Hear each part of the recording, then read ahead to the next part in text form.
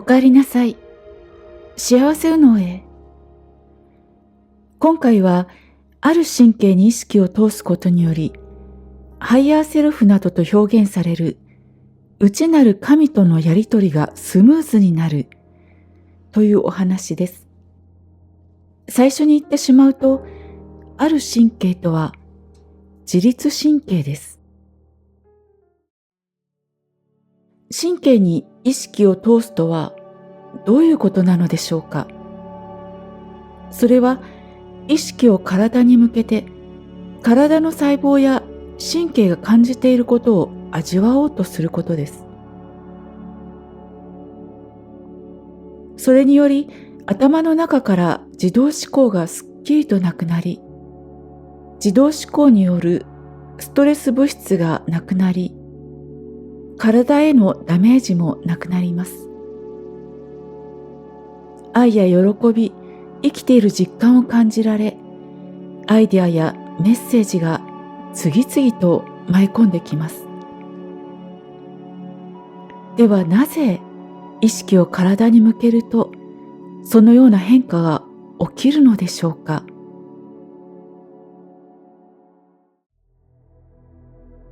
ここで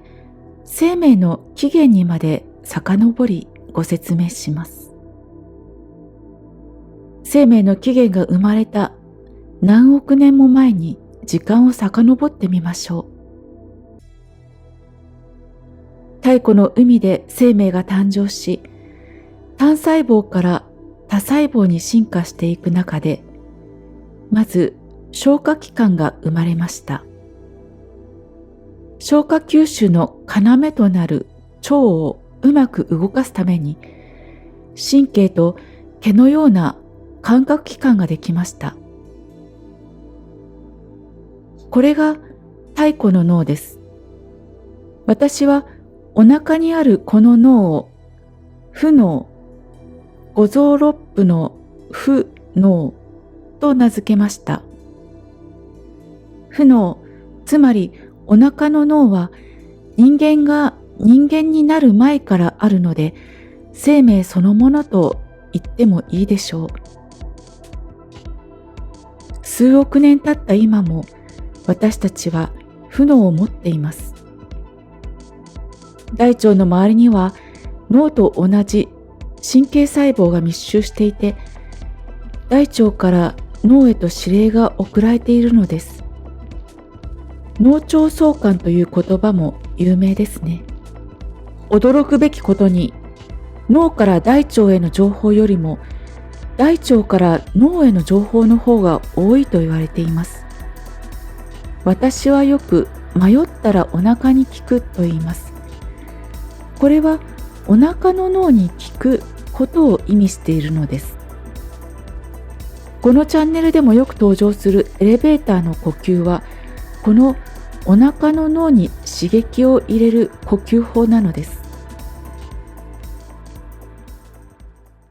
そして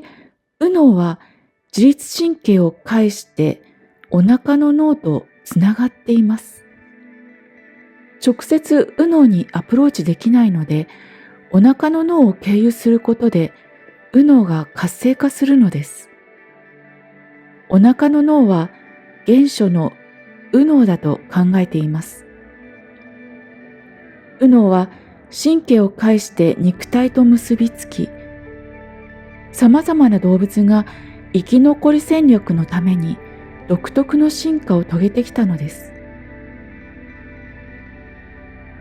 この時人類には言葉による思考はありません。つまり原初の人類には未来も過去もなく、今ここしかなかったのです。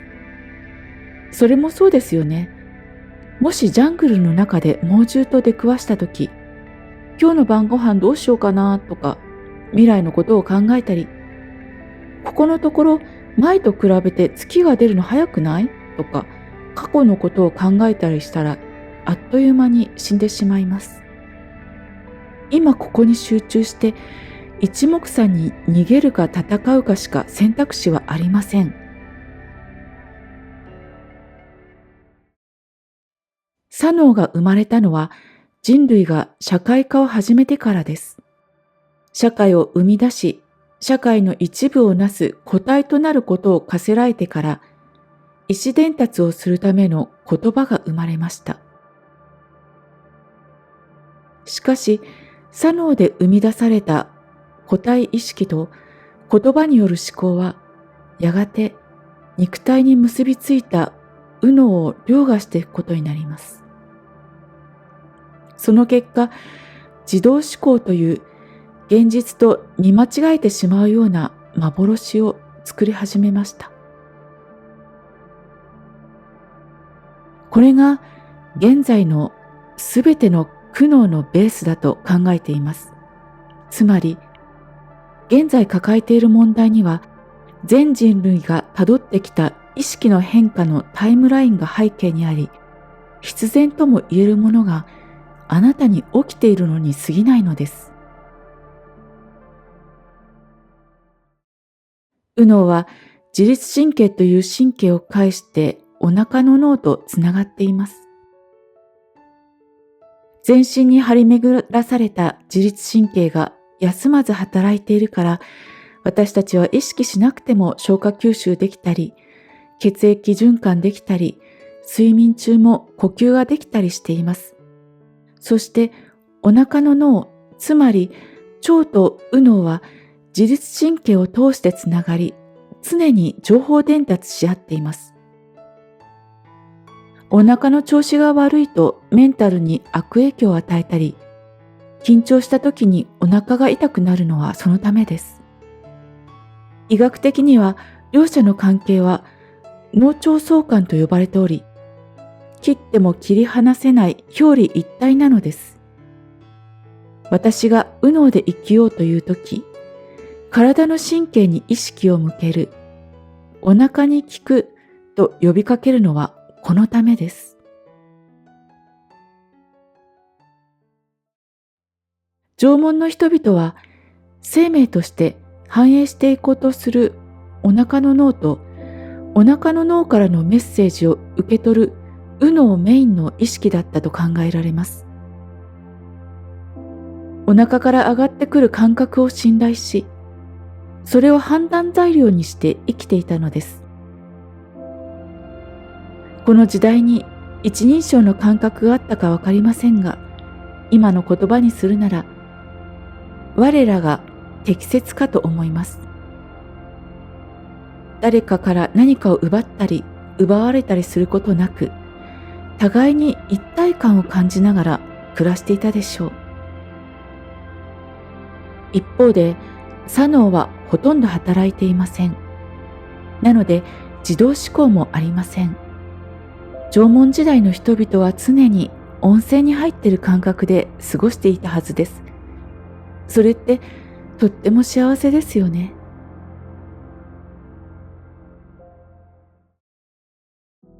私たちが生きる現代では、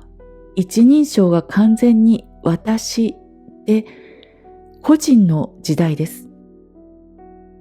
左脳がものすごく活発に働き、右脳の活動は極めて薄くなっています。お腹の脳と右脳のつながりも失われつつあります。個人に過度の重圧とストレスがかかっている状況です。左脳的な正しさを盲信し、自分がどうしたいかという思考で答えを探します。答えが出なくても、左脳があまりに発達しているため、何かしらの答えを探して考え続けることができます。その結果、左脳の神経回路がより一層太く強くなって、より一層自動思考がひどくなるという悪循環に陥っています。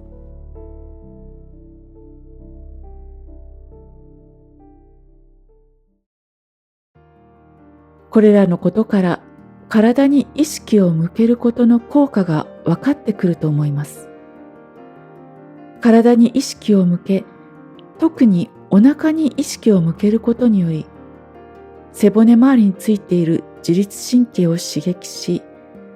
お腹の脳を通じて広がる意識に右脳のパイプラインとしてつながり、無意識からのメッセージを受け取ることができます。無意識とはハイヤーセルフ、神様と呼ばれているものと同じ意味です。すると、無意識からこうしなさい、ああしなさいという答えが返ってきます。その答えの通りに生きる、つまり直感に従って生きていると、日常は面白いくらいに奇跡ばかりが起きます。例えば、今日はなんとなく昔の知り合いに久しぶりに電話してみようかなと思って連絡してみたら、共通の知り合いを通して仕事につながったりといった具合です。毎日そんな風に生きていると、アイデアやメッセージが次々と舞い込んできて、人生が面白いくらいにうまく回ります。個人ではない感覚になります。例えば、こんなお仕事してみたいなと思いついたら、それは無意識が思いつかせたんだとわかるのです。集合的な大きな無意識のネットワークが働いて、その現れの一つだと感じられるのです。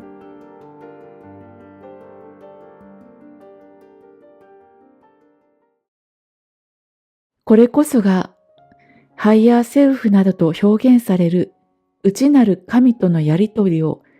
スムーズに行いながら生きている感覚です。他の人の幸せは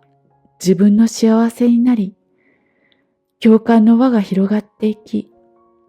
世界はより素晴らしいものになっていくでしょう。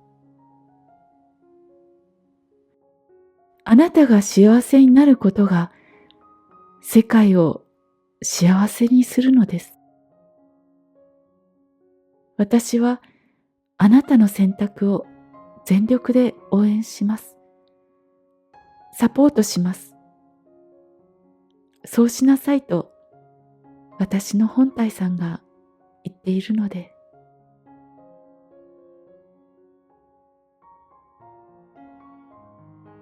では最後に、神意識とアクセスするために効果があるエレベーター呼吸をしていきましょう。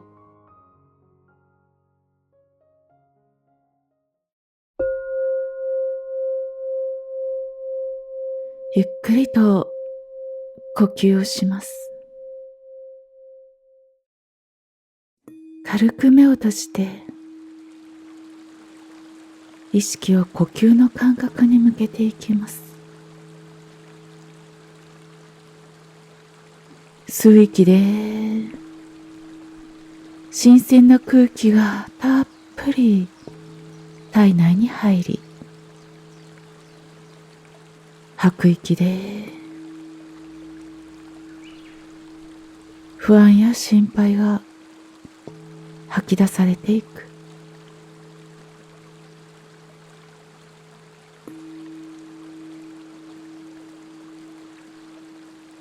ゆっくり吸って、お腹や背中がふわっと広がり、ゆっくり吐いて、肩や首の力がスーッと緩んでいく。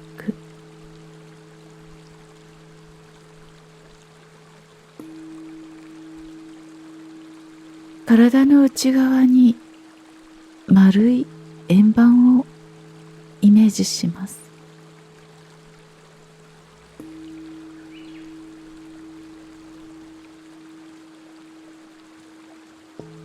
その円盤は呼吸に合わせて下がったり上がったり、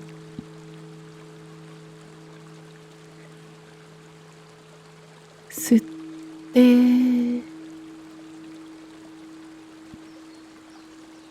吐いて喉元からお腹の底まで、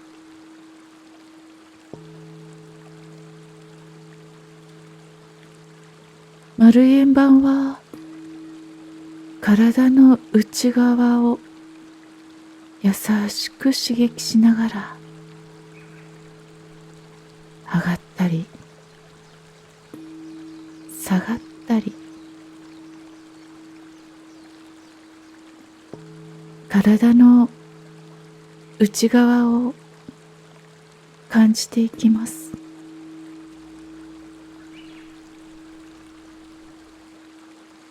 体の内側に意識を向けていきます。体の細胞にとって意識が光、体の細胞にとっては意識は神様のようなもので、唯一望むことは意識が細胞たちに向くこと。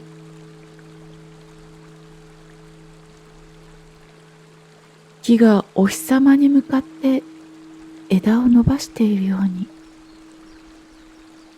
細胞たちはみんな意識にこちらを向いてほしい。意識に体の中にいてほしい。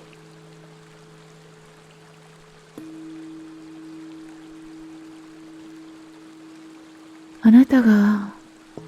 体の内側を感じて、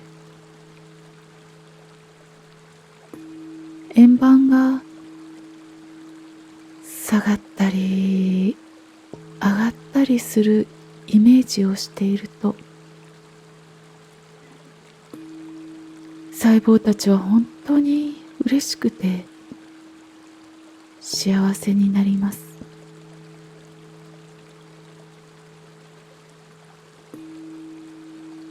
あなたが幸せを感じているときは、意識が体の内側に入っているとき、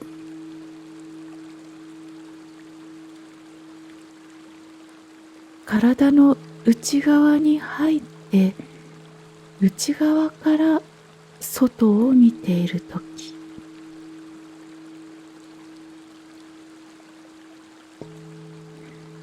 それが一番幸せな感じがするのです。呼吸して、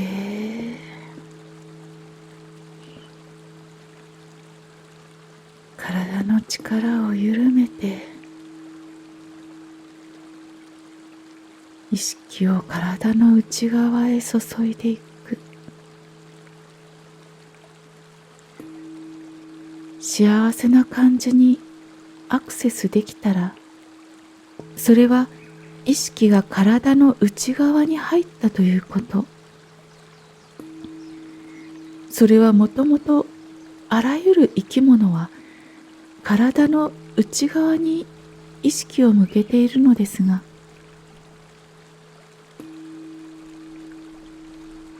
人類だけがコミュニケーションがあまりに複雑で、相手の気持ちに立ったり、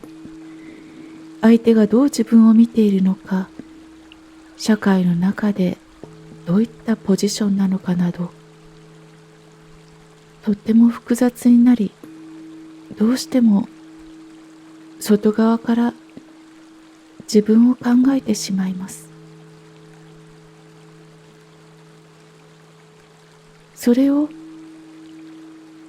体の内側を感じてみましょう。意識を内側に向けて、体は五感を使って外を見ている。体は外を見ているけれども、意識は内側に向いている。という状態でいると、現状はどうであれ幸せを感じられるのです。呼吸して、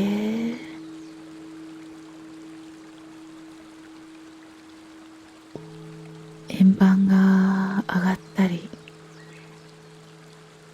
下がったり、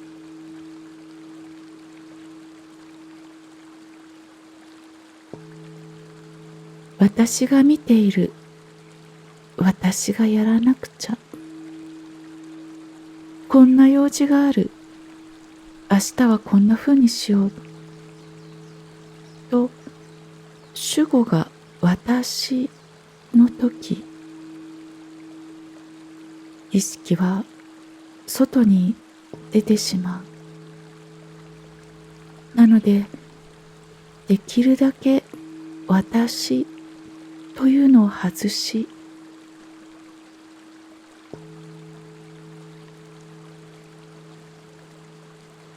ただそこに物がある、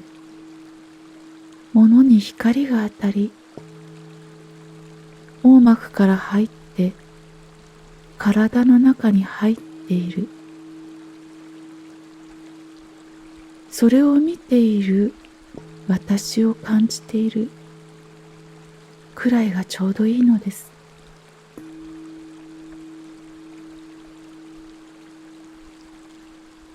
体って意識が光であり神様なのです。だから体を感じていると、体に意識を向けていると、それだけで体は嬉しいんです。あなたがこの内側を感じているとき、細胞は急に踊り出すように血流が増えていきます。あなたがエレベーターの呼吸で体の内側を感じていることで、自律神経が刺激されます。自律神経は脳から直接に伸びて背筋を通って内臓に巻きついている。そこを意識するだけで急に体温がポッと上がります。それぐらい細胞たちにとって意識が来てくれると嬉しくて仕方がないんです。内側の内臓に、腸や胃に自律神経が後ろから抱きつくように巻きついています。この自律神経は太くて脳に直接の神経で、脳細胞がそのまま伸びてきているようなもので、体に巻きついています。そしてそこは右脳のエリアです。右脳がちょうど内臓のあたりに、もっと原始的で生命に関係する部分。エレベーターの床をイメージして、それを上下させていることで、ダイレクトに自律神経に意識を向けることができます。このようにイメージでエレベーターの床を動かしていると、どんどん刺激を与えていることになります。これにより、右脳にダイレクトに刺激を与えることができます。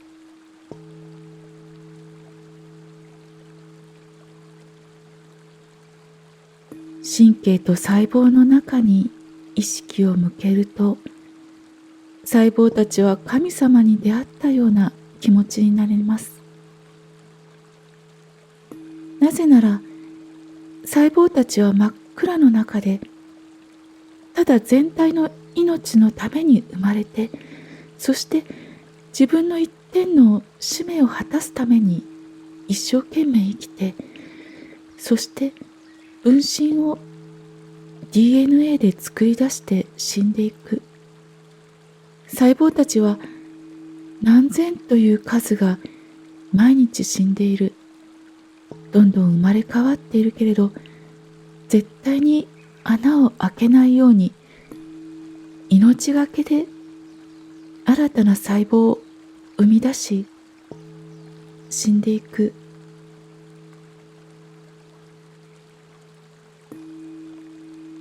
でも真っ暗なんです。何にも見えない深い海の中にいる感じなんです。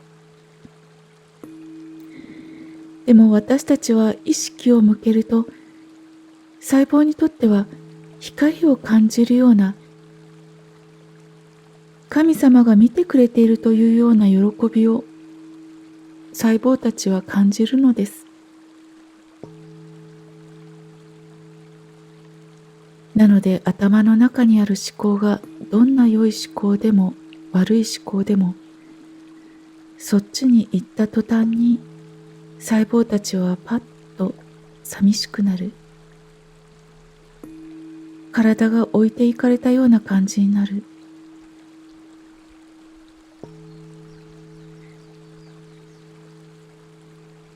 ただ体と一緒にいる時間、内側から感じる時間、太ってるとか痩せてるとか、どこが痛いとか、そういったことは考えずに、ただ今ここにいる細胞たちに光をあげようと、一緒にいてくれてありがとうという気持ちで、内側の細胞たちにありがとうを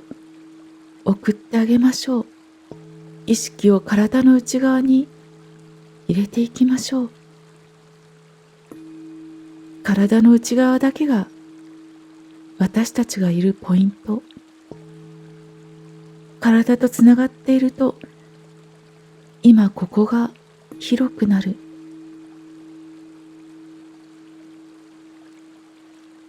体の細胞に光をあげていると、細胞はどんどん外側を広く感じるようになります。体の内側にいるということは、ものすごいパワーがあって、病気も良くなっていきます。意識が内側にいてあげることが、細胞にとって一番幸せなこと。私は私を愛している。細胞たちに思いっきり感謝している。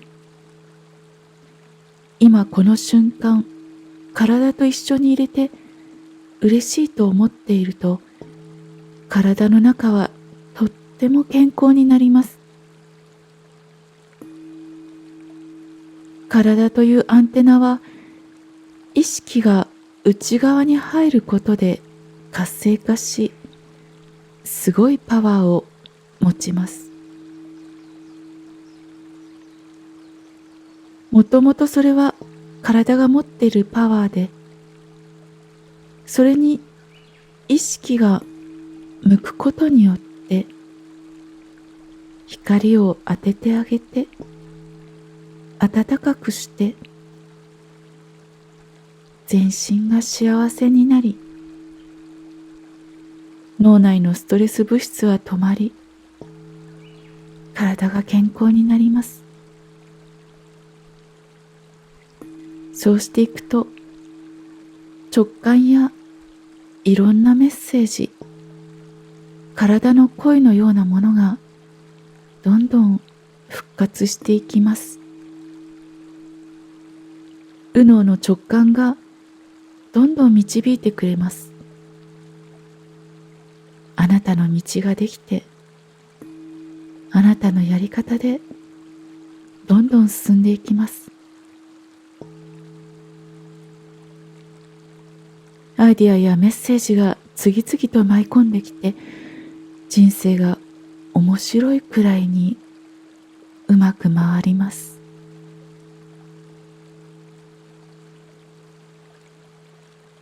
個人ではない感覚になります。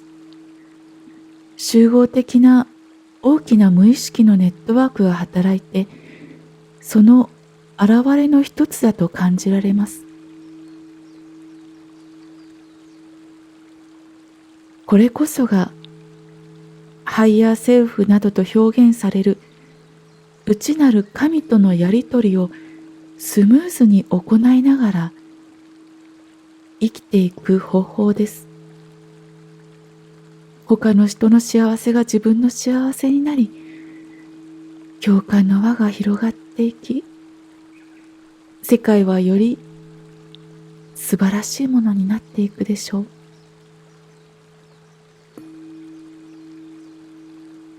あなたが幸せになることが世界を幸せにするのです。